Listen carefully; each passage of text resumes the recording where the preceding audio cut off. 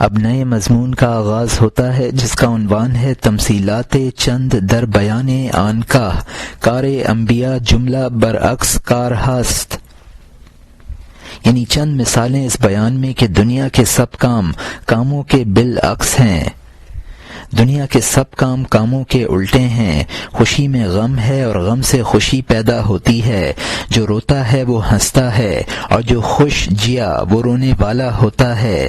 اس دنیا کا نقش الٹا فعل ہے، ہر چیز کا میلان ضد کی جانب سمجھ۔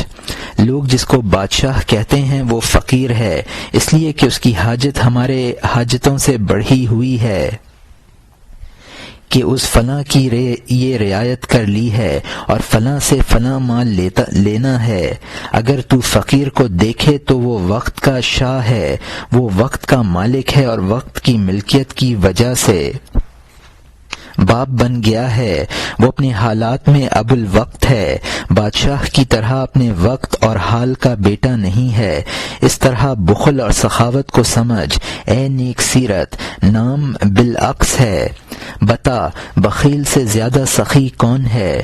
وہ اپنا مال عوام کے لیے چھوڑ جاتا ہے، اپنے نفس کو اس سے بالکل محروم رکھا، وارثوں کے خرچ کے لیے محفوظ رکھا، نہ خود کھایا اور نہ کسی کو ہاتھ سے دیا، کیونکہ یہ دوا ہی اس سے متعلق ہیں المراد۔ تو جس کو سخی کہتا ہے وہ بخیل ہے، کیونکہ اس نے غیر کو قلیل چیز بھی نہ دی، یا دنیا میں خود کھاتا ہے یا دے دیتا ہے، آخرت کے لیے سب قبر میں رکھ دیتا ہے۔ دوسرے نے اس کے مال سے نفع نہ اٹھایا، اس نے مسکین کو کھلا دیا یا خود کھا لیا۔ خدا کی راہ میں خرچ کرنا اپنے لیے ہے تاکہ بے کسی کے وقت ہاتھ آئے۔ یہاں مترجم نے حاشیے میں لکھا ہے کہ بادشاہ ہر وقت فکروں میں مبتلا رہتا ہے، فقیر اپنے اوقات کا مالک ہے اور ابو الوقت ہے۔ دنیا کا بخیل سخی ہے، اپنا مال خود خرچ نہیں کرتا اور دوسروں کے لیے چھوڑ کر مرتا ہے، خود کھا لیتا ہے، اپنے ہاتھ سے غریبوں کو دے دیتا ہے تو وہ مال اس کے کام آتا اور اس کا سمجھا جاتا ہے۔ دنیا کا سخی بخیل ہے اس لیے کہ سب مال اس کے کام میں آیا، یا خود کھا لیا یا آخرت کے لیے خرچ کر دیا جو اس کے کام آئے گا اور دوسروں کے لیے نہ چھوڑا۔ اور یہاں حاشیہ ختم ہوتا ہے، چونکہ محشر میں درہم دینار نہیں ہے، ان دونوں ملنے والی چیزوں کا حال داخل نہیں ہے۔ اس کا وہ مال اس وقت میں پہنچ جاتا ہے، اس کی بابرکت ترازو بھر جاتی ہے۔ اس دنیا کی دوستی اور دشمنی اے فلاں اسی طرح الٹی ہے، جو تیرا زیادہ دوست ہے وہ زیادہ دشمن ہے، وہ تیری عمر کے پورے کو منتر کے ذریعے جلد کاٹنے والا ہے، جو دشمن بن گیا وہ تیرے پاس نہ آیا، نہ وہ کبھی آیا نہ اس نے تیرا چہرہ دیکھا، در حقیقت وہ دوستوں میں سے ہے، وہ تیری نقد عمر لینے والا نہ بنا، دوست تیری عمر ضائع کرتے ہیں، تیرے حال اور وقت کے فساد میں کوشاں ہیں، تیرے اوپر ایک کیفیت طاری ہوئی اور وہ دور سے آیا، دل کی کیفیت آ گئی اور بدل گئی اور نفرت پیدا ہو گئی، تیرے اوپر ایک حال طاری ہوا اور وہ دروازے سے آیا، بیہودہ باتیں کرنے کے لیے اور قصہ گوئی کے لیے۔ عوام کی صحبت بڑی مصیبت ہے، دل کی آنکھ کے لیے بہت چھپانے والا ابر ہے۔ سورج کی ٹکیا پر سیاہی کا ابر آیا تو چاند کے دل کو اس سے کیا واسطہ۔ اب نئے مضمون کا آغاز ہوتا ہے جس کا عنوان ہے در بیان مغلوبیت حال خود او پرتوئے نور اجلال مولانا جلال الدین قدس اللہ سرہ العزیز کے کاشانہ سوز خودی گشتہ، یعنی اپنے حال کی مغلوبیت کا بیان اور مولانا جلال الدین قدس سرہ کے نور اجلالی کا سایہ جو خودی کے گھر کو جلانے والا بن گیا۔ تجلی جلال کی برق کے جلوے نے میرے کھلیان میں آگ لگا دی، کیا حال ہے۔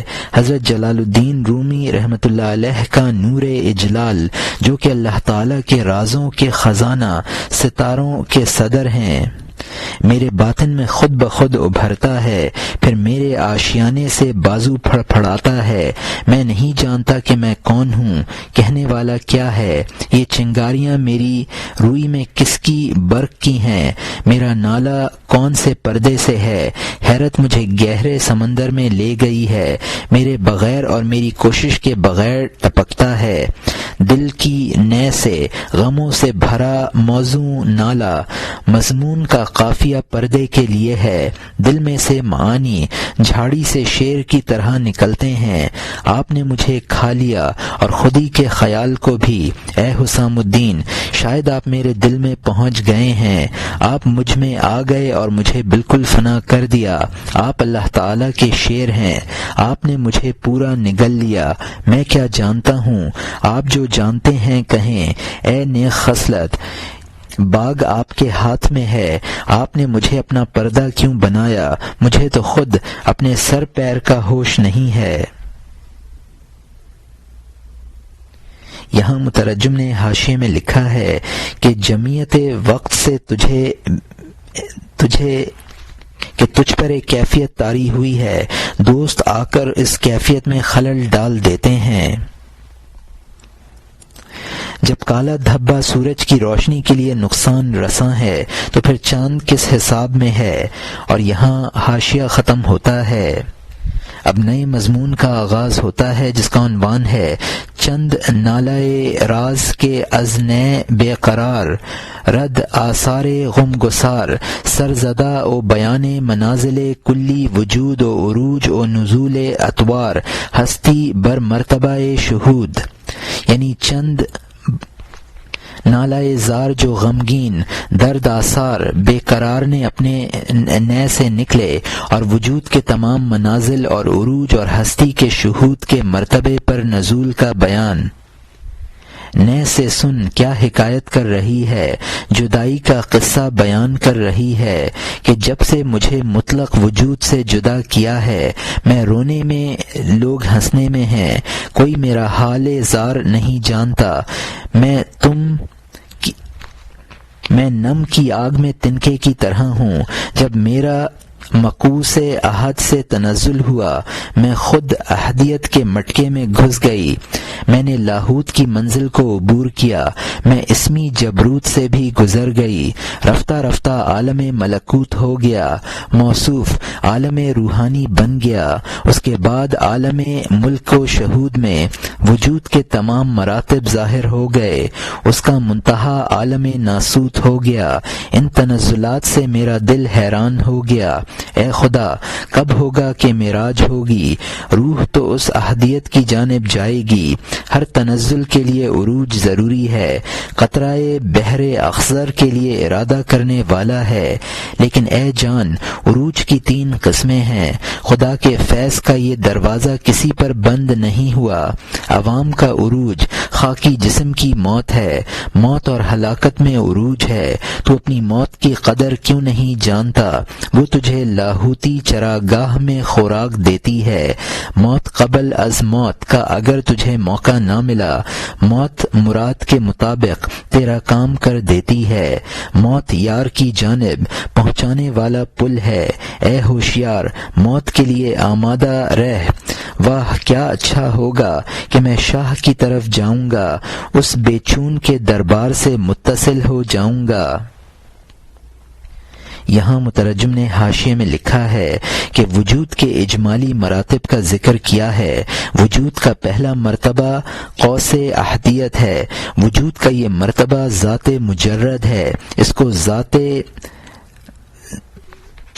بہت، عینیت، ہویت، عہد مطلقہ کہا جاتا ہے۔ اس مرتبے میں نہ اس کا صفات سے اتصاف ہے، نہ نعوت سے، نہ وہ مطلق ہے نہ وہ مقید۔ یہ مرتبہ تنزیہ اور تشبیہ سے بالاتر ہے اور کشف و عیاں سے بھی برتر ہے۔ اسی کو لاہوت سے بھی تعبیر کیا جاتا ہے۔ دوسرا مرتبہ قوس احدیت ہے۔ یہ مرتبہ ذات مع صفات کا ہے، اس کو عالم جبروت کہا جاتا ہے۔ تیسرا مرتبہ ارواح مجردہ اور عقول کا ہے، اسی کو عالم ملکوت کہا جاتا ہے۔ اور اس کے بعد چوتھا درجہ عالم مثال کا ہے۔ وجود کے یہ جملہ مراتب عالم امر کہلاتے ہیں۔ اس کے بعد عالم خلق کا مرتبہ ہے جس کو عالم شہادت اور ملک اور عالم ناسوت بھی کہا جاتا ہے۔ یہ سب وجود کے نزول کے مراتب ہیں۔ وجود کے تنزلات کے بعد عروج شروع ہوتا ہے۔ پہلا عروج وہ ہے جو موت کے ذریعے حاصل ہوتا ہے، جس کے ذریعے عالم برزخ کی جانب عروج ہوتا ہے۔ دوسرا عروج وہ ہے جو جنت اور جہنم میں حاصل ہوتا ہے، وہ قوس و احدیت کی جانب عروج ہے۔ یہ عروج مومن کا جمال کے راستے سے ہے اور کافر کا جلال کے راستے سے ہے۔ تیسرا عروج وہ ہے جو خدائی کشش کے ذریعے حاصل ہوتا ہے۔ موت کے ذریعے انسان کا عروج عالم لاہوت کی جانب ہوتا ہے، اور یہاں حاشیہ ختم ہوتا ہے۔ وقت آ گیا کہ بے کسی کی دنیا سے نور رقص کرتا ہوا اس کے بالا خانے کی جانب پہنچ جائے۔ اسی لیے احمد صلی اللہ علیہ وسلم مجتبیٰ نے فرمایا، اے نوجوان، موت مومن کا تحفہ ہے۔ اگر کمینی دنیا میں موت نہ ہوتی ہم سب عاجز اور مغلوب بن جاتے۔ اللہ تعالیٰ کا شکر ہے کہ نجات کا موقع رکھ دیا ہے، اس جہان کی جانب کھڑکی کھول دی ہے۔ اے عزیز، یہ بات انتہا نہیں رکھتی ہے۔ مرنے کے بعد کے عروج کے متعلق بتا۔ اس کے ذریعے عروج کر کے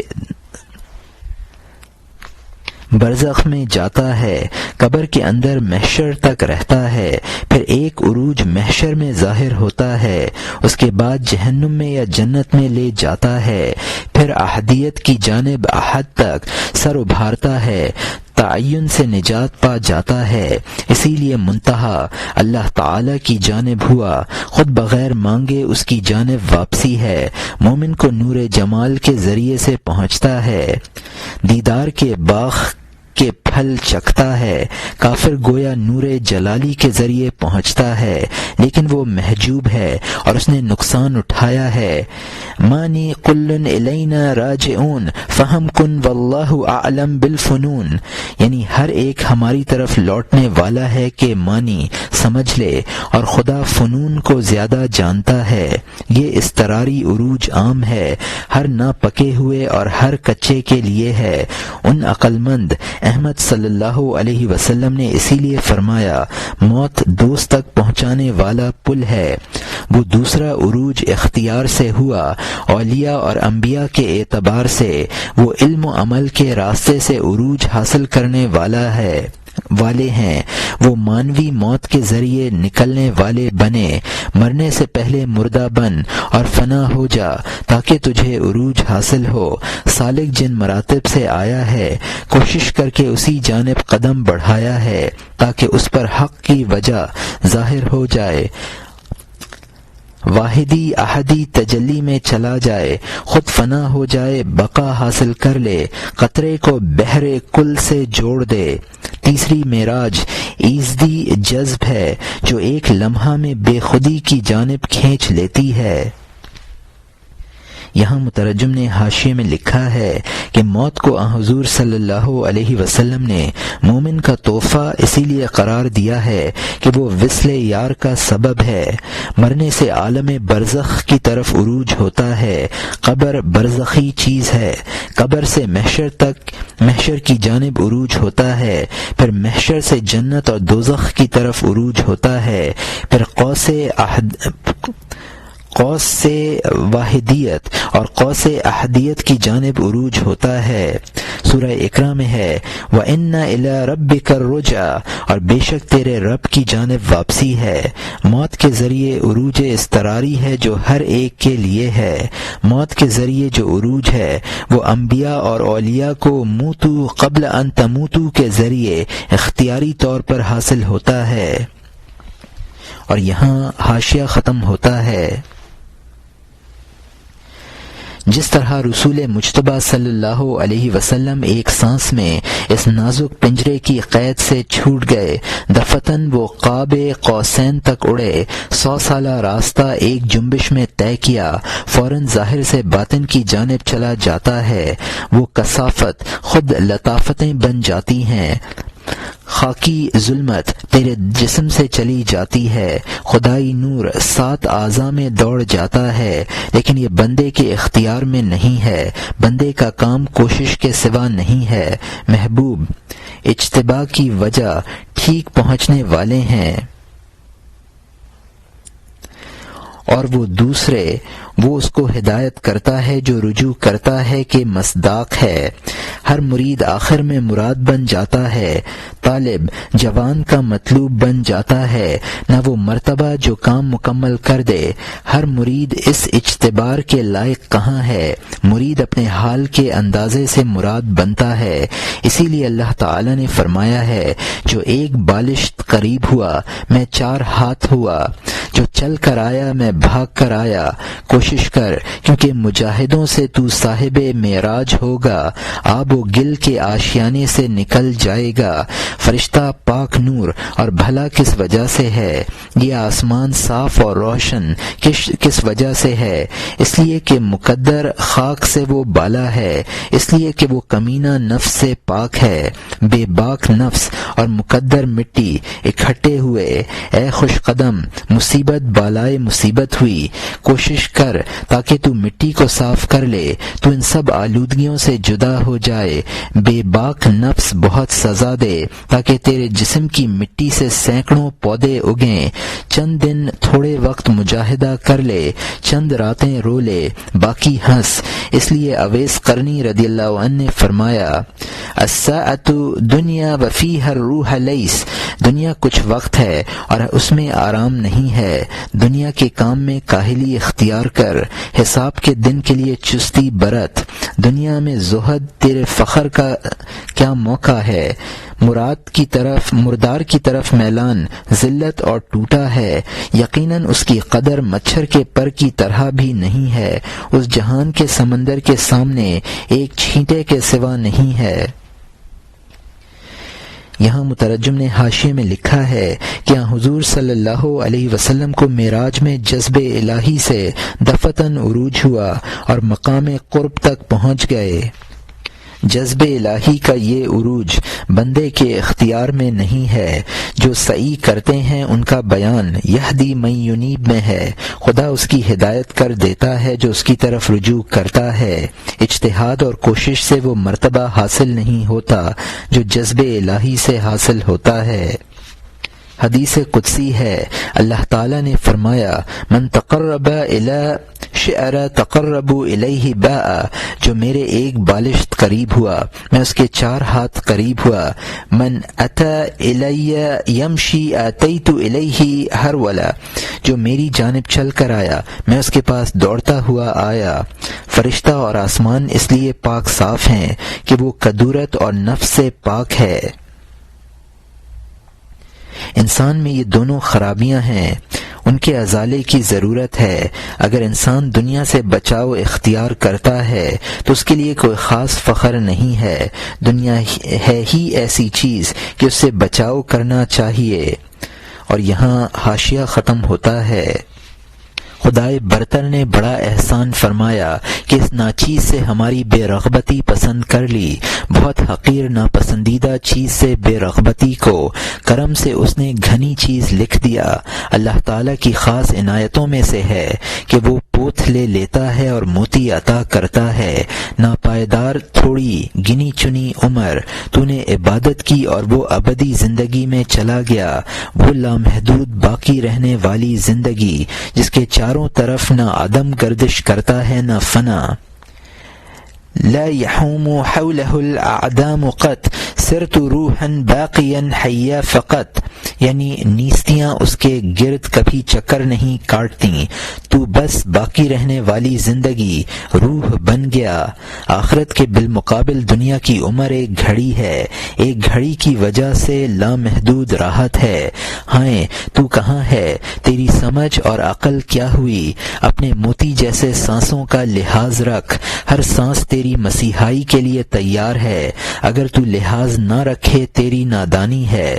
تو اگر ایک سانس کی قیمت ایک دنیا دے، ممکن نہیں ہے کہ ایک سانس کے لیے موت سے نجات پائے، ایسی بہتر سانسیں ضائع نہ کر۔ جان کے شہر میں غفلت کو رائج نہ کر، تو 3 روز کی خوشی کے گرد گھومتا ہے، بالآخر بانجھ عورت کی طرح ایک سانس میں گر جائے گا، نمناک مٹی میں سبز شاخ کی طرح ٹکڑے ٹکڑے، بالآخر تیرا جوڑ ہو جائے گا۔ اے فلاں، ازل کے عہد کے وعدے کو یاد کر، جبکہ تو فطرت کا شعلہ رکھتا ہے ہوا دے۔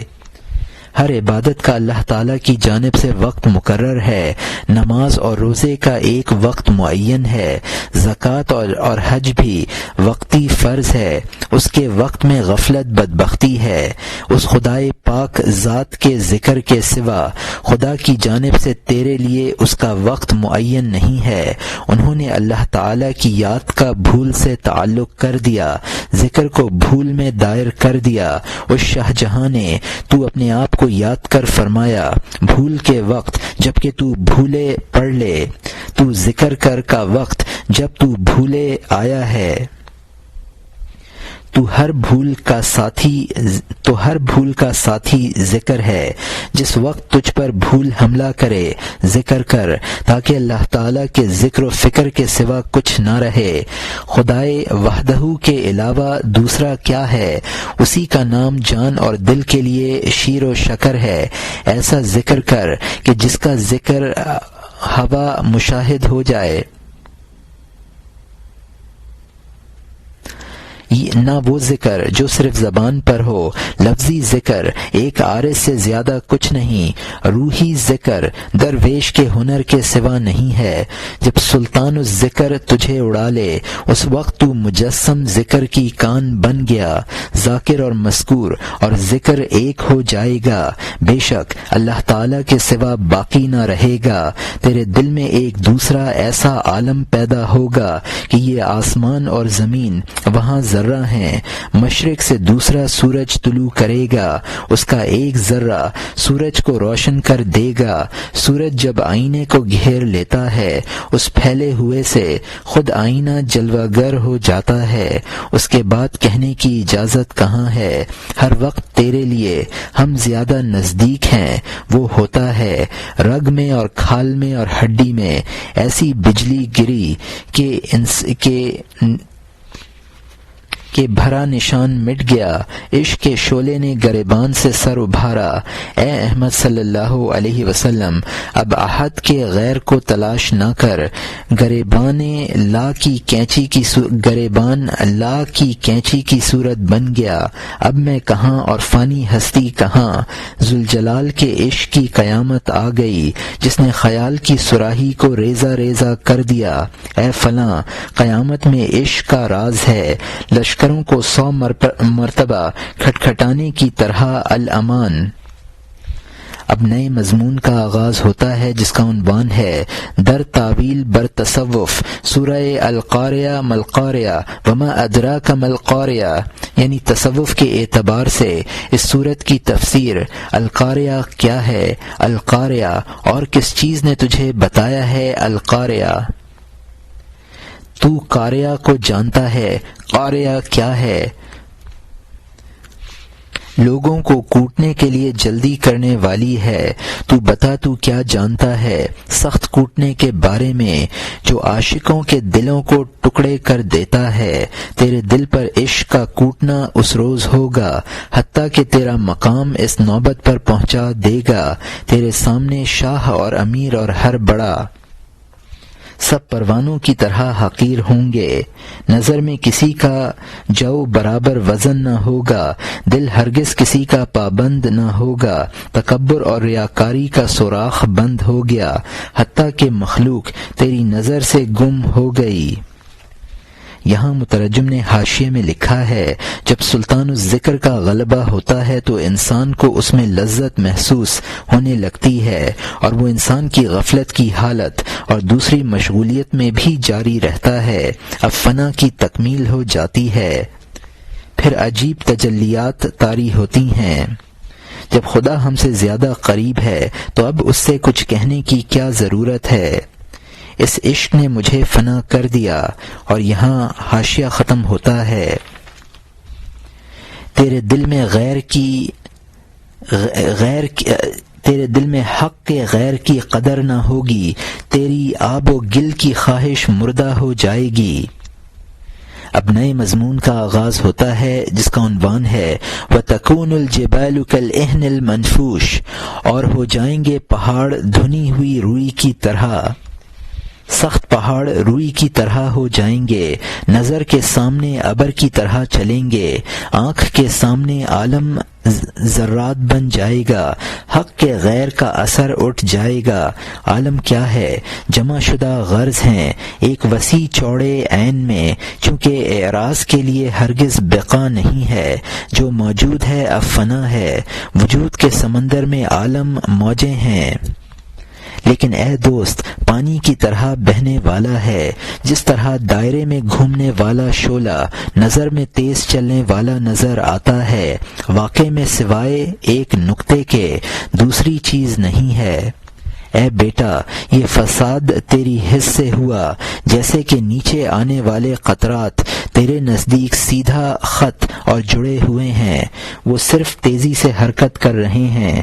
تیرا حس اس کے نہ ہونے کو کب محسوس کرتا ہے؟ اس دنیا کی کائنات نیا ہونے میں ہے، اسی جگہ ہر لمحہ نیا آ جاتا ہے، لیکن تیری ظاہری حس اشتباہ کی وجہ سے ہمیشہ نظر میں ایک چیز کو دیکھتی ہے۔ نگاہ میں متصل نظام ہے جو ہر آن موجود ہوتا ہے لیکن مٹنے والا ہے۔ عالم کو ایک لمحہ کے لیے قرار نہیں ہے، پانی کی موج کی طرح ہمیشہ روانگی میں ہے۔ ہر لمحہ پہلے کے فیض کا ایک لاحق ہے، ایک بڑھا ہوا اس جیسا موجود ہو جاتا ہے۔ پیدا کرنے والی اور فنا کرنے والی دوست کی وہی ایک ذات ہے، اس کا مخفی ہونا خود اس کا ظہور ہے۔ بننے اور بگڑنے کی تیزی نے یہ جادو کیا ہے، حصے مشترک سے تمیز جدا ہو گئی ہے۔ کل شیء ہالک الا وجہہ، ہر چیز ہلاک ہونے والی ہے مگر اس کی ذات۔ اے چچا، اسی وقت ظاہر ہے، لیکن سخاوت کی وجہ سے اللہ تعالیٰ کا فیض پہنچاتا ہے، اس کو ہر دم از سر نو نیا وجود عطا کرتا ہے۔ اے جان، تیری ہر وقت فنا اور زندگی ہے، اللہ کی ذات کے سوا کس کے لیے بقا ہے؟ یہاں مترجم نے حاشیے میں لکھا ہے کہ صوفیہ کے نزدیک تمام عالم اعراض کا مجموعہ ہے، جو ایک عین قائم بالذات سے قائم ہے، اور وہی پھیلا ہوا عین تمام عوالم کا حامل ہے۔ عالم میں تجدد امثال ہو رہا ہے، ایک عرض دوسرے عرض کی جگہ لے رہا ہے، لیکن تمہاری نگاہ میں وہ قائم نظر آتا ہے۔ اس کی مثال یہ ہے کہ آگ کے انگارے کو اگر تیزی سے گھماؤ تو پورا دائرہ ایک قائم چیز نظر آتا ہے، حالانکہ اس میں صرف ایک انگارہ ہے جو جگہ بدل رہا ہے۔ یہ صرف تمہاری نظر کا فریب ہے، ورنہ دائرہ نہیں ہے، صرف ایک انگارہ ہے۔ اسی طرح ایک قطرہ جو تیزی سے گرتا ہے وہ تمہیں پانی کی لڑی نظر آتا ہے، حالانکہ وہ صرف ایک قطرہ ہے۔ اسی طرح ہر عرض کی جگہ دوسرا عرض اسی طرح کا آ رہا ہے، لیکن تم سمجھتے ہو کہ وہ پہلا عرض قائم ہے۔ دریا کا پانی ہر لمحہ بدل رہا ہے، لیکن تمہیں ایک قائم سطح نظر آ رہی ہے۔ مخفی ہونے اور ظاہر ہونے میں اس قدر سرعت ہے کہ دونوں ایک چیز نظر آ رہے ہیں۔ اور یہاں حاشیہ ختم ہوتا ہے۔ کھڑکھڑانے والی قیامت اس طور پر جب تیری جان پر پڑتی ہے، اس تیشا کی ضرب تیری ہستی کو اکھاڑ دیتی ہے، تو ہمیشہ موجودات کا عدم دیکھے گا، خدا کی ذات کے علاوہ کوئی موجود نہیں ہے۔ پہاڑ تیرے لیے ابر کا چلنا ہو جائے گا جبکہ تیری نظر سے پردہ ہٹ گیا۔ اب نئے مضمون کا آغاز ہوتا ہے جس کا عنوان ہے فَأَمَّا مَنْ ثَقُلَتْ مَوَازِينُهُ فَهُوَ فِي عِيشَةٍ رَاضِيَةٍ إِلَى آخِرَةٍ، لیکن وہ شخص جس کی ترازویں بھاری ہوئیں، پس وہ پسندیدہ زندگی میں ہے آخر تک۔ عشق اور کھڑکھڑانے کی ضرب میں جس کی عقل کی ترازو کا پلڑا رعایت کیا گیا ہو گیا، اس کی عقل کی ترازو کا پلڑا بھاری ہو گیا، عشق کی دہشت سے وہ نقصان میں نہ پڑا، اگرچہ میں اس کا کان بن جاتا ہوں جس سے وہ سنتا ہے، وہ خود دوست کی جانب سے میرے ذریعے دیکھتا ہے اور میرے ذریعے دیکھتا ہے، لیکن فنا کے شور میں وہ جگہ سے نہ ہٹا، وہ جمع کے مقام میں خلاف شریعت بات بڑھانے والا نہ بنا، اس نے اپنی حد کو منظور نظر رکھا، جو کچھ وہ دیکھتا ہے احتیاط کی وجہ سے اس نے وہ نہ کہا، وہ ہمیشہ پسندیدہ زندگی میں ہے خلت کے مقام پر سخیوں کے پیالے سے، اور وہ شخص جس کی عقل کی ترازو ہلکی پڑی وہ کم ظرف ایک جام میں حد سے گزر گیا، شورش اور وحشت شروع کر دی، اس نے اپنے آپ کو اپنی ٹکیا کے ساتھ شریک کر لیا، سورج آئینے میں روشن ہوا، آئینہ محو ہو گیا، سورج روشن ہے، اس نے سورج ہونے کا گمان ظاہر کیا لیکن واقع میں اس کے عکس کے سوا کچھ نہ تھا، نہ وہ منصور بن گیا اور سر برباد کیا، عشق کی چنگاریوں سے آگے نکلیں، اس کی جان و دل سے بجلی نکلتی ہے، اس کو شوق کا شعلہ راکھ کی طرح کر دیتا ہے، غیرت کا شعلہ دل میں لگا، عشق کی آگ نے سوزش کا تاج پہنا دیا، بے نشان عشق کی بجلی زیادہ تیز ہو گئی، جب اس نے ایندھن پایا وہ یقیناً جل جائے گا، اس کے دل کی جگہ حاویہ ہو گئی، تو خود جانتا ہے وہ کیا ہوتی ہے، وہ کیا ہے، غیر کے نقش کو جلا دینے والی آگ جو اڑنے اور سیر کرنے والے پر کو جلا دیتی ہے، وہ ہجر کی آگ کی لپٹ سے جل گیا جس نے اس شعاع دار سورج پر آنکھ جمائی۔ یہاں مترجم نے حاشیے میں لکھا ہے، جب جسموں پر قیامت بپا ہوگی تو تجھے نظر آ جائے گا کہ کائنات کا وجود بہر ذات واحد کے کچھ نہ تھا، کائنات کا وجود بجز ذات واحد کے کچھ نہ تھا، جب عشق کے غلبے میں فنا کا درجہ آتا ہے، اگر اس وقت عقل سالم رہی اور انا الحق نہ کہہ بیٹھا تو اس کو عشق سے کوئی ظاہری نقصان بھی نہیں پہنچتا ہے۔ حدیث قدسی ہے کہ میں انسان کا کان بن جاتا ہوں جس سے وہ سنتا ہے، میں اس کی آنکھ بن جاتا ہوں جس سے وہ دیکھتا ہے، اور میں اس کے ہاتھ بن جاتا ہوں جس سے وہ پکڑتا ہے۔ انسان اس مقام کی شورش سے بچ گیا اور شتحیات پر نہ اتر آیا اور شریعت کا پاس و لحاظ رکھا تو وہ بچ جاتا ہے۔ وہ قول جو صوفیہ سے خلاف شریعت جذب اور فنا کی حالت میں صادر ہو جاتا ہے، جیسے انا الحق ما فی حبنی غیر اللہ، یعنی میں اپنے آپ کو خدا کے ساتھ شریک کرنے لگے۔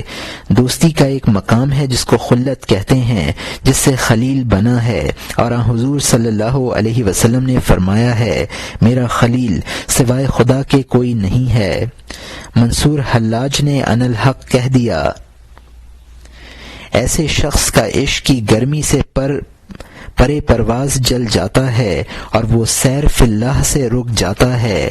اور یہاں حاشیہ ختم ہوتا ہے۔ اے ایاز، اگر تو اپنا مرتبہ پہچان جاتا، جان کو لامحدود شاہ کی جان سے وابستہ کر دیتا۔ اب نئے مضمون کا آغاز ہوتا ہے جس کا عنوان ہے بعض رجوع نمودن بتفصیل او تعویل قصہ شہزادگاں او تطبیق نمودن او بر منازل عرفان، یعنی شہزادوں کے قصے کی تعویل اور تفصیل کی جانب رجوع کرنا اور اس کی عرفان کے مراتب کے ساتھ مطابقت کرنا۔ مجھے شہزادوں کا قصہ یاد آ گیا، اس کی جانب پھر باغ موڑتا ہوں۔ اس قصے سے پوری عبرت حاصل کر لے تاکہ تو اس داستان سے پورا حصہ حاصل کر لے۔ انسان کو چاہیے کہ اپنا کام کرے، نہ کہ افسوں اور افسانے پر انحصار کرے۔ تو نے عمر افسانے میں ختم کر دی، صبح قریب ہے، نیند سے بیدار ہو جا، بڑھاپے کی صبح آ گئی اور کوچ کا وقت ہے۔ کہانی اور قصے میں دخل پھل نہ دے۔ وہ کر جو تیرے راستے کا توشہ ہو، جو چاند کی طرح تیرے لیے قبر میں روشن ہو۔ شام ہو گئی، آفتاب کے غروب کا وقت ہو گیا، دیر ہو گئی، جلد گھر جا۔ تو نے ایک مدت تک روٹی اور حلوہ کھایا ہے، اس سے باطن میں تو نے کوئی ذخیرہ دیکھا؟ تو نے نفس کو پالا اور بیل بن گیا۔ تو نے کب اپنی منزل کی جانب قدم اٹھایا؟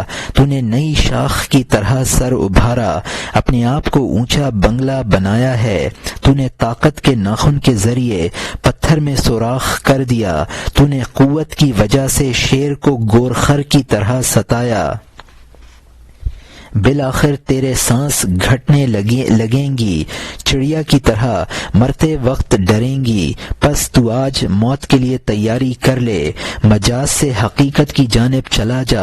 تو نے روٹی اور حلوہ کھایا تو موٹا ہو گیا، گناہ کی کیچڑوں میں گدھے کی طرح رہ گیا۔ فرض کر لے تو نے قسم قسم کی نعمتیں کھائیں، اے جان بالآخر اپنے آپ کو مردہ فرض کر لے۔ اے موٹے شیر فرض کر لے تو نے چکنی اور میٹھی غذائیں کھائیں، 2 دن کے بخار میں وہ سب طاقت ختم ہو گئی۔ وہ کھا جو تیرے دل کا نور بڑھائے، اس جہان کی جانب تیری کھڑکی کھول دے۔ تیری قیمتی عمر سستی میں ختم ہوئی، چند دن رہے ہیں اور تو غافل ہے۔ جو گزرا سو گزرا، اب بھی دوست کی جانب آ جا، دوست کے کوچے میں تیز قدم اٹھا۔ جو کچھ باقی ہے اس کو ہاتھ سے نہ دے، سر کے بل چل، سر کو یار کے پاؤں پر رکھ دے۔ اے وہ کہ اگر تو 100 سال اس کی نافرمانی کرے پھر بھی دروازہ کھلا ہوا ہے، اگر تو کنڈی کھٹکھٹائے تو ایسے بھلے دوست سے کٹا ہے۔ تیرے سر پر خاک، تو غلط سمجھا ہے، تو نے اللہ تعالی کا معاملہ تو طاق نسیاں میں رکھ دیا، تو نے نفس کی خواہش میں اتنے جھنڈے بلند کیے۔ غفلت کی روئی کان سے نکال، اے جان میری نصیحت سن لے، تھوڑا سا ہوش کر۔ روح کیا ہے؟ وہ قدسی صفت پرند ہے، معرفت کے لیے پنجرے میں بند ہے۔ روح کیا ہے؟ وہ قدسی نسل پرند ہے، کمائی کے لیے اس قید خانے میں پڑا ہے، طوطی پنجرے میں سکھانے کے لیے ہے تاکہ وہ خوش آواز سے سیٹی بجانا سیکھ لے۔ تجارت کے لیے عدم سے آئی ہے، اس کا رخ ہر وقت اس جانب ہے۔ تیرا نفس تربیت میں باپ جیسا ہے، تجھے دہشتناک قلعے سے روکتا ہے، نفس امارہ تجھے گناہ کی طرف چلاتا ہے، تجھے فسق اور کفر اور سرکشی کی جانب بلاتا ہے، اس تصویروں بھرے قلعے سے منع کرتا ہے کہ وہ دنیاوی عقل بالکل اڑا دیتا ہے۔ برج اور بزرگی والا احمدی دین کا قلعہ عبرت کی وجہ سے دنیاوی ہوش اڑا دیتا ہے، اس میں شاہ اور اس کی دختر کی تصویر ہے، حور اور جنت اور اچھے عشق کا ذکر ہے۔ چونکہ ہم نے بڑی بڑی آنکھوں والی روحوں سے شادی کر دی فرمایا، دل کے موتی کو لالچ کے تار سے گون دیا۔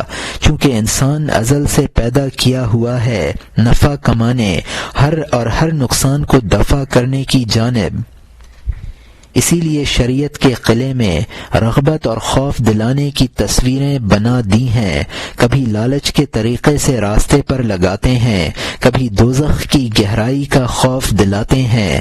سرکش نفوس کو کوڑا جبرن اور قہرن شاہوں کی طرف لے جاتا ہے تاکہ یہ نفس خوشی سے یا جبرن شاہ اور اس کی لڑکی کی جانب مانوس ہو جائیں، لیکن شہزادوں کی طرح یعنی انسان۔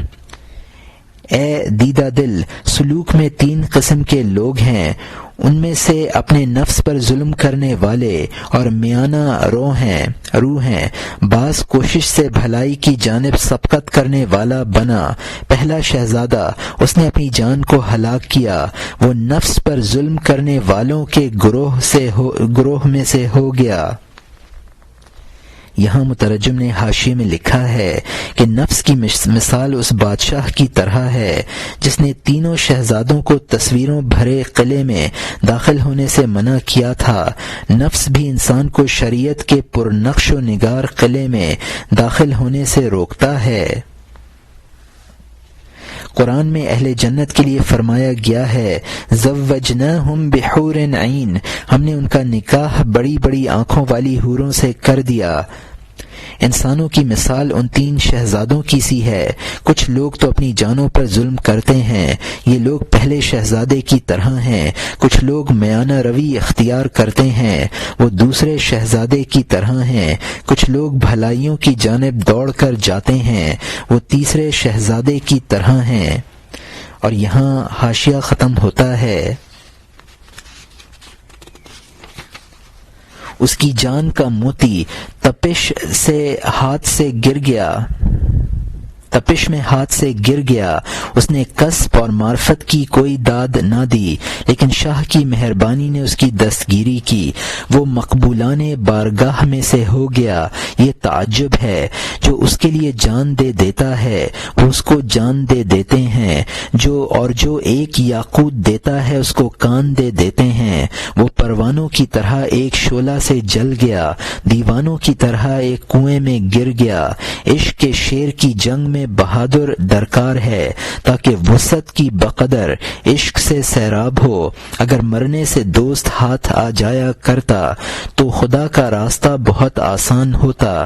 یہاں ہر دم ایک دوسری موت ہے، جس کی تلخی سے موت 100 خطرے محسوس کرتی ہے، اور اس دوسرے کی تفصیل اور کوشش کی، اور اس دوسرے نے تحصیل اور کوشش کی، لیکن تکبر میں اور فساد میں پڑ گیا، اپنے آپ کو سورج کا شریک بنایا، ان الحق کے قول کا دعویٰ شروع کر دیا۔ اس کی راہ میں بھی توقف زیادہ ہوا، سولی کی منزل اس کے سر کے سامنے آئی، کمال احمدی صلی اللہ علیہ وسلم سے راستے میں رہ گیا۔ اس نے احمدی جمال کا ایک گھونٹ پیا، شاہ کی مہربانی نے اس کو دل و جان سے مقبول بنایا، اپنے وصال میں مشغول کر دیا، استعداد اور استحقاق کی وجہ سے نہ ہوا۔ یہ سب کچھ پیدا کرنے والے شاہ کی مہربانی تھی، اور وہ تیسرا شہزادہ سبقت لے جانے والوں میں تھا۔ وہ دونوں بھائیوں سے آگے بڑھ گیا، معرفت کے راستے سے باخبر ہو گیا، شاہ کی حقیقتوں کا ہمراہ بن گیا۔ اس نے مجاہدہ اور کسب کیا، عرفان ظاہر ہوا، دم بدم اس شاہ کا قرب بڑھ رہا تھا، چونکہ اہل ایمان رغبت دلانے سے چلتے ہیں، شاہ کی جانب لڑکی کے عشق سے دوڑتے ہیں۔ جب ان کی نظر شاہ پر پڑی، از خود رفتہ ہو گئے، پوشیدہ لڑکی کا عشق شاہ سے وابستہ کر دیا۔ شاہ نے چونکہ مکمل استعداد دیکھی، آگاہی کی وجہ سے لڑکی اس کے نکاح میں دے دی، اگرچہ ان دونوں کو بھی لڑکی سے حصہ ملا، لیکن وہ رتبہ اور عجیب قرب کہاں۔ ناقص کو بھی شاہ نے مسند پر بٹھایا، اپنا کہا، اور اس کے سر پر زر افشانی کر دی۔ یہاں مترجم نے حاشیے میں لکھا ہے کہ پہلے شہزادے نے عشق کی تپش کی وجہ سے موتی جیسی روح کھو دی، لیکن شاہ نے اپنے کرم سے اس کو نواز دیا۔ محض مرنے سے وصل حاصل نہیں ہوتا۔ شعر ہے، عرفی اگر بگریا میسر شدے وصال، 100 سال می تواں بتمنا گریستن۔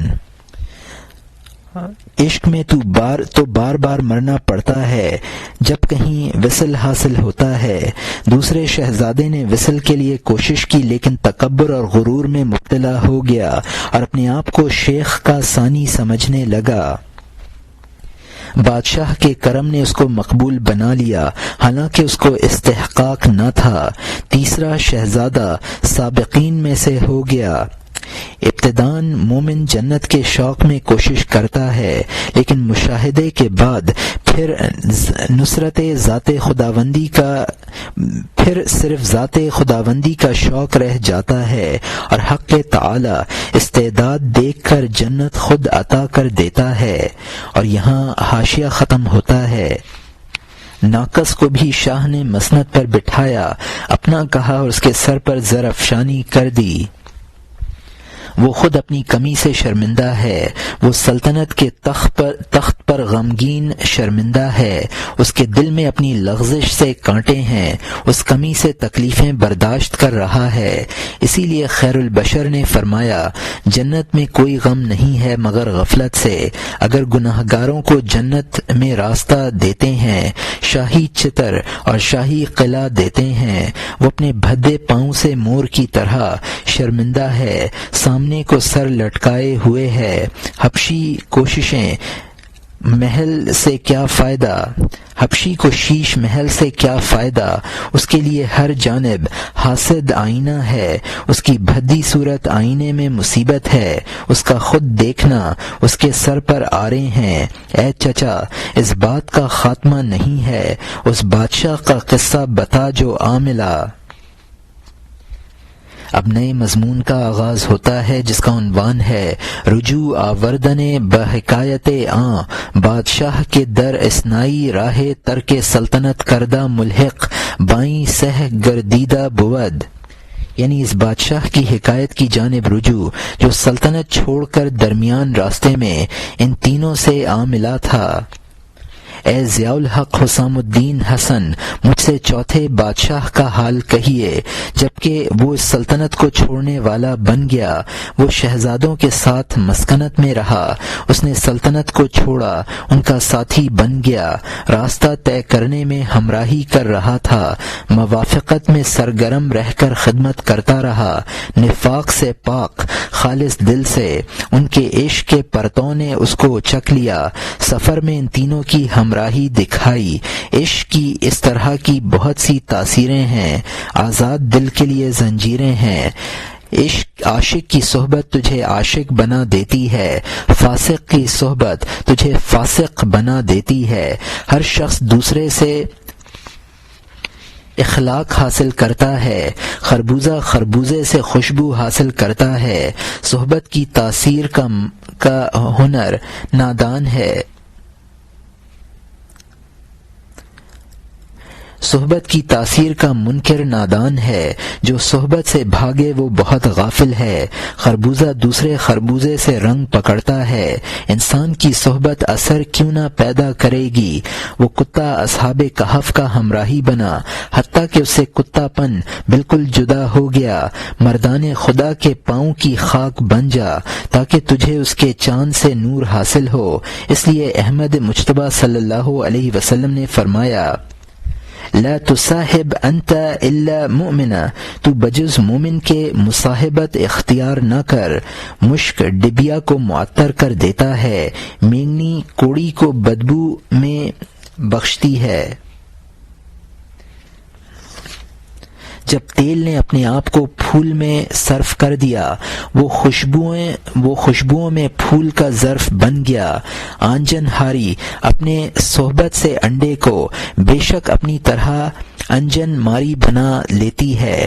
وہ شاہ شہزادوں کے ساتھ تھا، جب ان تینوں میں سے دو بھائیوں نے جان دے دی، وہ تیسرے شہزادے کا ساتھی بن گیا، ہر دم اس کے سامنے عاشق کی طرح حاضر تھا۔ وہ تیسرا جب شاہ چین کا داماد بن گیا، یہ برگزیدہ مرد اس کے خواص میں سے تھا۔ شاہ چین نے جب اس کی بہت محبتیں دیکھیں، اپنے محبوب کے ساتھ خاص خصوصیت، اس نے جب دونوں کو ایک حال دو قالب پایا، شاہ کا دوستی سے اس کی طرف میلان ہو گیا۔ اس نے ازروئے کرم شہزادے سے کہا کہ یہ تیرا ساتھی ہر خادم کی کلفی ہے، خدمت کے علاوہ اس کا مزاح ہے نہ دل لگی، تیرے خیال میں جہان سے فارغ ہے۔ ایسے شخص کو نوازنا ضروری ہے جو اپنے نفس کی خواہش کو معدوم کر دینے والا ہے، تیری مرضی میں اپنی مرضی کو ہار دیا، ایسے شخص کو بہت نوازنا چاہیے۔ شہزادے نے زمین بوسی کی اور عرض کیا جو ہم سے مخفی ہے آپ پر واضح ہے۔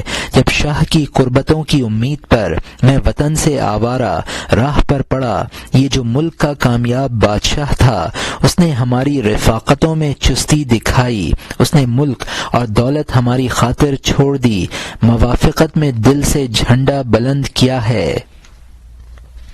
ہماری وجہ سے اس پر بہت نشیب و فراز آئے، اپنے ملک کو چھوڑا، ہمارا دوست بن گیا۔ شاہ کی مہربانی کا جو تقاضا ہے اے معتمد، لطف و رحم کا مقام ہے۔ شاہ نے کہا اس کو ملک اور عطا کر دیں، اس کے مناسب گرمی بازار دیں۔ مہربانی فرمائی اور حد سے زیادہ اس کو نوازا، اس کو ان دو بھائیوں کا تابع بنا دیا۔ اندازے سے زیادہ قلعے اور ملک اس تیسرے کے طفیل وہ سامنے لے آیا۔ جو کچھ آنکھ نے نہ دیکھا اس کو دے دیا، اور جو کچھ کان نے نہ سنا اس کے سامنے رکھ دیا۔ وہ شاہ بھی مقصود تک پہنچ گیا، جیسے کہ طفیلی کس کے ساتھ، معزز مہمان کے ساتھ۔ اس شاہ رئیس نے اسی لیے فرمایا کہ ہم قوم فلا یشقى جلیس، کہ وہ ایسی قوم ہے جس کا ہم نشین محروم نہیں رہتا۔ دلوں کی پاسداری اور خدمت گزاری تجھے مخدوم بناتی ہے اور سرفرازی بخشتی ہے، خصوصاً مرد خدا کی خدمت گاری تجھے خدا کے نزدیک بہترین مقبولیت عطا کر دیتی ہے۔ جو شخص خدا کا مقبول بن جاتا ہے، اس پر شاہ کی جانب سے اللہ کا لطف خرچ ہوتا ہے۔ جو اللہ تعالیٰ کے مقبولوں کا مقبول بنا، وہ خدا کی مہربانی کا مستحق ہو جاتا ہے۔ جس شخص نے مردان خدا کی دلداری کی، ان کی خدمت گزاری میں چست بنا، وہ اللہ تعالی کی عنایتوں کا منظور نظر بنا، وہ اللہ تعالی کی حمایتوں کا مست اور حصے دار بنا۔ حضرت ابن مسعود رضی اللہ عنہ نے پیغمبر سے نقل کیا ہے، اے نیک مرد، انسان اس کے ساتھ ہے جس سے وہ محبت کرتا ہے۔ جس نے جس قوم سے محبت کی وہ ان میں سے ہوا آیا ہے۔ اہل اللہ کی محبت جان کا نور بنی، محبت اللہ کے لیے، بغض اللہ کے لیے شعار بنا لے، تاکہ تو دلدار کے در پر باریاب ہو۔ جبکہ اس ساتھی شاہ کا مجاہدہ نہ تھا، پاکوں کی محبت نے اس کے راستے پر شمع رکھ دی۔ وہ جس کے لیے مجاہدہ اور استعداد اور کسب نہ تھی، مردوں کی صحبت کام آئی اور بس۔ کوشش کر تاکہ تو مقبولوں میں سے ہو جائے، یا اللہ تعالی کے مقبولوں پر مشتمل ہو جا۔ مرد بن جا یا خود مرد کے پیچھے گردش کر، بڑا اور چھوٹا خزانہ اس یکتا انسان سے ملے گا۔ اے جان، اگر تو ان دونوں میں سے ایک نہیں ہے تو محشر کے دن سخت رسوا اٹھے گا۔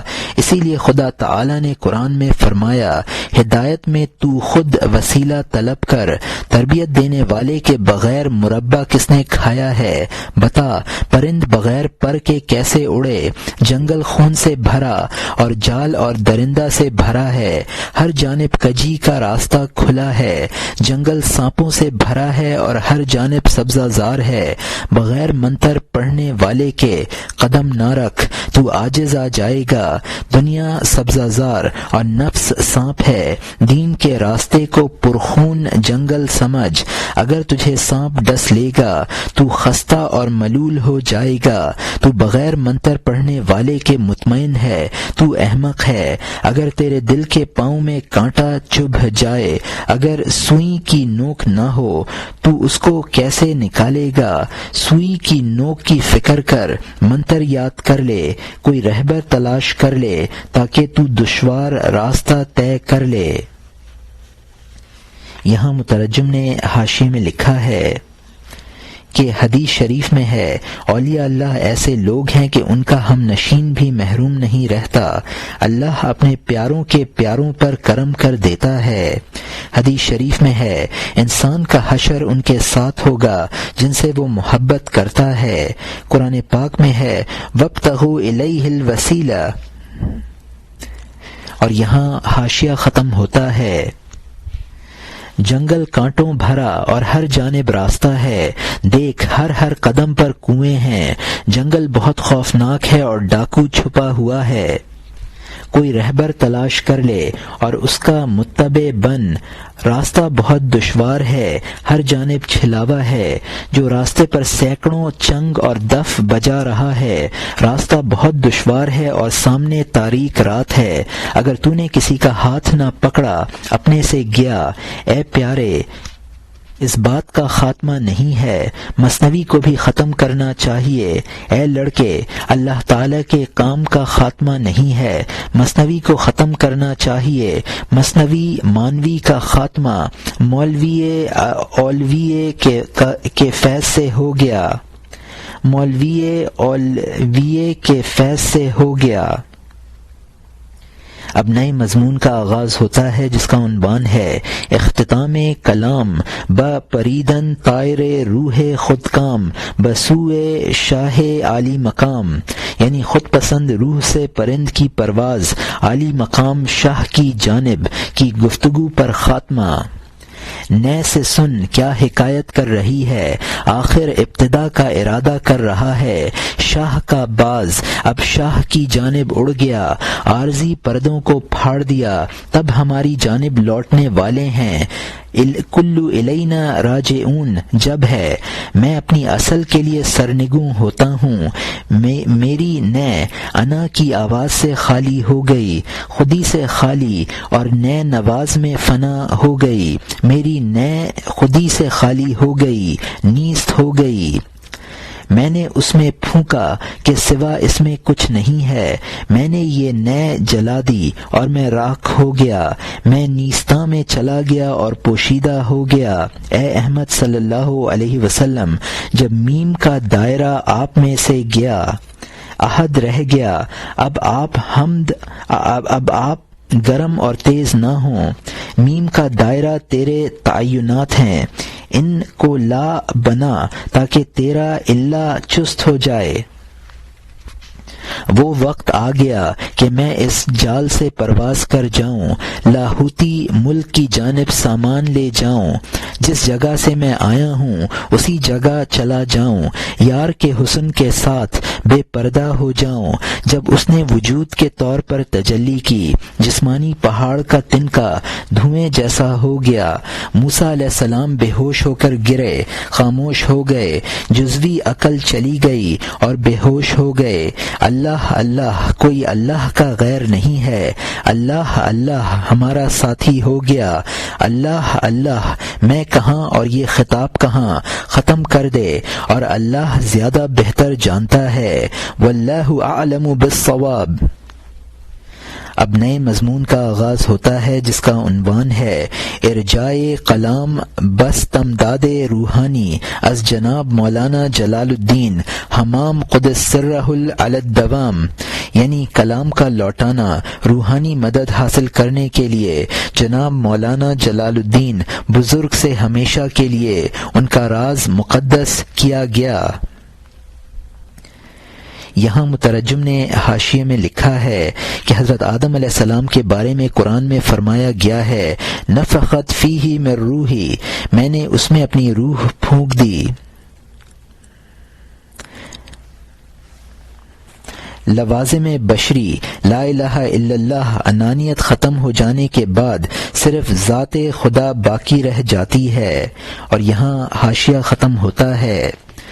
خدائی سورج جلال الدین بزرگ چونکہ ختم کرنے کے وقت خود انہوں نے فرمایا اس کا باقی بغیر کہے آ جائے گا اس شخص کے دل میں جو زندہ جان رکھتا ہوگا، میں نے ان کی پاک روح سے مدد مانگی اور ان معتمد سے وعدے کی وفا بھی۔ اہل کرم کا وعدہ خزانہ ہوتا ہے، نا اہل کا وعدہ رنج جیسا ہوتا ہے۔ اس دریا کے قطرات میری جان پر پڑے، ہمارے ماں و من کے دھاگے کو توڑ دیا۔ انہوں نے اپنی بے زبانی کی زبان سے فرمایا قیمتی موتی لڑی میں پروئے، یہ گفتگو میری کوشش کا نتیجہ نہیں ہے، خود آپ جب کہ اس موتی کو دریا سے لائے، اگر اجازت ہو تو اس کا اظہار ہو، یہ کشتی بھی آپ کے دریا میں چلے بغیر اجازت کے۔ ذرے کی طاقت کہاں ہے کہ وہ سورج سے چاشت کا نور طلب کرے؟ آپ خود جانتے ہیں کہ رد اور قبول آپ کی جانب سے ہے، میں آپ کے سامنے بیکار بات کیا کہوں؟ اے بزرگ، آپ نے جو کچھ در پردہ فرمایا، اے ضیاء الحق حسام اس کو قبول فرما لیں۔ اب نئے مضمون کا آغاز ہوتا ہے جس کا عنوان ہے مناجات بجناب قاضی الحاجات، یعنی قاضی الحاجات کی بارگاہ میں دعا۔ اے بلند عرش کو بنانے والے خدا، تو نے شام کو عنبریں زلف عطا کی۔ اے کریم، دن کو کافوری شمع کے ساتھ تو نے عقل سلیم سے زیادہ روشن کر دیا۔ تو ناف کے خون کو مشک کا نافہ بنا دیتا ہے، وہ سنبل اور ریحان چرتا ہے، تو مینگنی بنا دیتا ہے۔ اے قادر، تو کمال پر قدرت رکھتا ہے۔ انت ربی انت حسبی ذوالجلال، اے ذوالجلال تو ہی میرا رب ہے، تو ہی مجھے کافی ہے۔ اے خدا، میں تیرے احسان پر قربان ہوں، تو احسان کی کان ہے، میں تجھ پر قربان ہوں، تو احسان کی کان اور کرم کا ابر ہے، تیرا فیض میرے سر پر ابر کی طرح برستا ہے۔ تو نے عدم سے وجود کو ترقی عنایت کی، اس کے بعد ایمان اور ہدایت کا نور۔ اے خدا، تیرا احسان شمار میں لاکھ زبانوں سے کب کر سکتا ہوں۔ میں نیند میں ہوں اور میرا محافظ تو ہی ہے، میں بچے کی طرح ہوں اور میری جان کی حفاظت تو ہی ہے۔ میں اپنا وقت نافرمانی میں صرف کرتا ہوں، تو دیکھتا ہے اور بردباری سے میری پرورش کرتا ہے۔ تیری روزی کھا کر میں نافرمانی کرتا ہوں، نعمت تیری ہے، میں غیر کے چکر کاٹتا ہوں۔ تو سب کچھ دیکھتا ہے، بدلہ نہیں لیتا ہے، تو ہمیشہ بردباری اور کرم کے دروازے سے آتا ہے۔ میرے دل پر 360 شفقتیں، اے رب البشر تو ہر دن کرتا ہے، لیکن میں بے حد مہربانی سے غافل ہوں۔ میں ہر وقت اس اور اس سے امید باندھتا ہوں۔ دوست کی نگاہ مجھ پر جمی ہوئی ہے، افسوس ہمیں نے دوسروں سے دل وابستہ کیا ہے۔ میں گناہ کرتا ہوں تو پردہ پوشی کرتا ہے، میں جرم کرتا ہوں تو بہت معذور قرار دیتا ہے۔ تو خطائیں دیکھتا ہے اور مجھ پر غصہ نہیں کرتا۔ میں تجھ پر قربان، تو کس قدر اچھا خدا ہے۔ مصیبتوں میں اور عاجز کرنے والے حوادث میں، جبکہ درد کی وجہ سے مجھ پر معاملہ تنگ ہو گیا، اپنوں اور دوستوں نے مجھے چھوڑ دیا، مجھ عاجز کو غم کے ہاتھ میں دے دیا۔ اس سختی میں تیرے علاوہ کب پہنچتا ہے؟ تکالیف میں تو مدد بنا ہے، تو جلد پہنچا، تو نے مجھے پکڑا، مجھے تمام سخیوں سے رہا کر دیا۔ میں تیرے احسان کیسے شمار کروں، کیونکہ اگر ہر بال زبان بن جائے تیری مہربانی بڑھی ہوئی ہے۔ تیرے شکر اور احسان کو کیسے انجام دوں، اس راستے میں اگرچہ سر کو قدم بنا لوں۔ جان اور کان اور آنکھ اور ہوش اور ہاتھ پاؤں سب تیرے احسان کے موتیوں سے پر ہیں۔ یہ کہ میں تیری نعمت کا شکریہ ادا کرتا ہوں، یہ بھی تیری ایک مغتنم نعمت ہے۔ اس شکر کا شکریہ کہاں سے لاؤں، میں کون ہوتا ہوں؟ اے خدا، توفیق تیری جانب سے ہے۔ ہاتھ اور پاؤں اور یہ زبان اور لفظ شکر بغیر کسی انکار کے تجھ سے مانگے ہوئے ہیں۔ بندگی اور بندگی کی توفیق بھی تیری جانب سے ہے۔ تیری مہربانی نے ہم پر سینکڑوں بھلائیاں لکھ دی ہیں۔ تیرا پاک نام خود کس قدر میٹھا ہے، تیری معرفت آب حیات سے بہتر ہے۔ جب تیرا نام زبان پر جاری ہوتا ہے، ہر بال کی جڑ شہد کی نہر ہو جاتی ہے۔ اللہ اللہ، یہ نام کس قدر میٹھا ہے، میری پوری جان شیر و شکر بن جاتی ہے۔ اللہ اللہ، یہ نام کس قدر خوش ذائقہ ہے، اس کا ایک ایک حرف جان کو مستی عطا کرتا ہے۔ اللہ اللہ، یہ تو نے کیا احسان کیا ہے، ایسے برزخ میں تو کس طرح پردے میں ہے۔ تو نے مجھے ایسی مضبوط رسی عطا فرمائی کہ اس کے پکڑنے سے عرش تک رسائی ہوئی۔ اللہ اللہ، تو نے خود کیسی بھلائی کی ہے، تو ظاہر ہے اور درپردہ ہے۔ ہائے، میں کس قدر بدکار ہوں، بلکہ میں مجسم نیستی ہوں، تو تیرے سامنے وجود کے ساتھ کھڑا ہوں۔ اللہ اللہ، انت لی نعم الوکیل، انت ربی انت حسبی یا جلیل۔ اللہ اللہ، لیس غیرک فی الوجود، هل تری الدیار فی دیر الشہود۔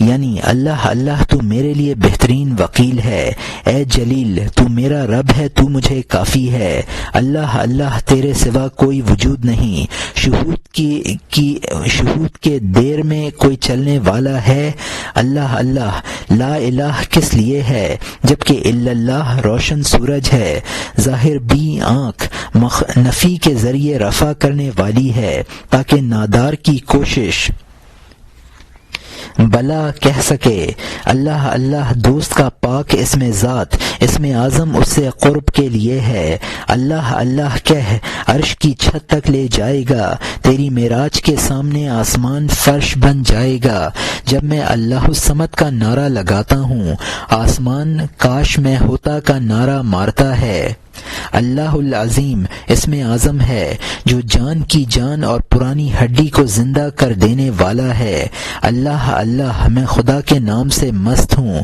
میری ہر رگ سے شراب جدا ہو کر ٹپکتی ہے، ساقی نے وہ شراب میرے جام میں کر دی ہے جس نے ما و من کی گردن اڑا دی ہے، کاف و نون کی وہ شراب میرے جان میں ڈالی ہے جس میں نہ اینٹھن ہے اور نہ وہ بے عقل ہوتے ہیں، میں اس شراب سے بے خود ہوں اور اب میرے لیے جان اور جسم اور سر اور پاؤں میں فرق نہیں ہے، جلال نے میرے حلق میں ایک گھونٹ ڈال دیا، میں وحدت کی تختی پر قرآ ڈالتا ہوں، اس کے جلال کے سمندر کا ایک چھینٹا میرے دل پر آیا اور مجھے اس آب و گل سے اچک لے گیا،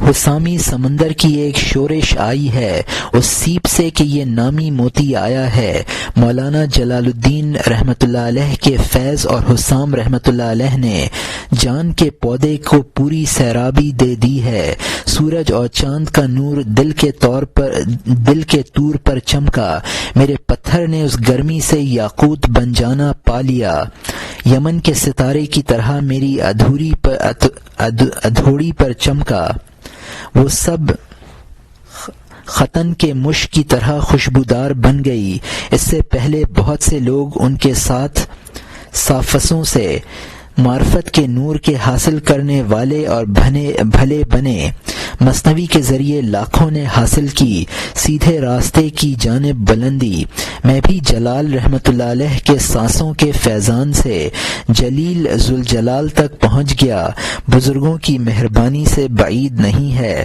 یہ بندہ بھی خدا کی جانب پہنچ گیا، کیا تعجب ہے اگر شمس ذرے کو نوازے، ابر سبزی کو اچھی طرح سیراب کر دے، اللہ تعالی کی جانب رخ کر اور کتاب ختم کر دے، دم مزم واللہ اعلم بالصواب، ربنا فالحمد لک فی کل حال، انت معنی السر فی کل المقال، انت مقصودی الیک وجہتی، خالصا للہ کانت نحمتی، یا محیط الکل یا کہف الورا، یا الہ العرش یا رب الثرا، کن انیس القلب واختم لی بخیر، انت حسبی انت کافی لیس غیر، یعنی دم نہ مار اور اللہ زیادہ بہتر جانتا ہے، اے ہمارے رب ہر حال میں تیرے لیے ہی تعریف ہے، ہر قول میں معنی راز تو ہی ہے، تو ہی میرا مقصود ہے، تیری ہی طرف میرا رخ ہے،